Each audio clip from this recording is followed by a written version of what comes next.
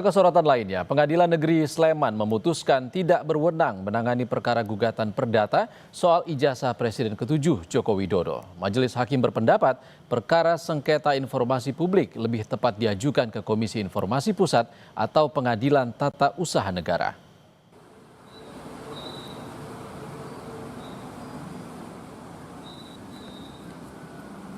Pengadilan Negeri Sleman menggelar sidang gugatan perdata terkait ijazah Presiden ke-7 Joko Widodo yang diajukan Komardin.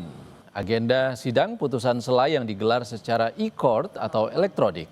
Dalam putusannya, Majelis Hakim yang diketuai Cahyono memutuskan tidak berwenang mengadili perkara ijazah Jokowi karena masuk sengketa informasi publik.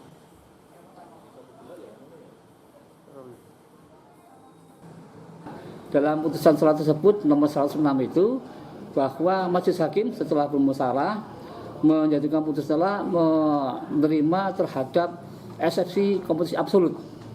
Ya, jadi intinya Pengadilan Negeri Sleman tidak punya kewenangan untuk menangani perkara nomor 106 /3 2020 ini.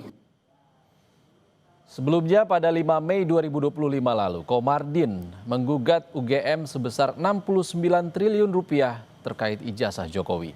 Gugatan dilayangkan karena UGM dinilai bungkam dan kegaduhan yang ditimbulkan berpengaruh terhadap kestabilan ekonomi.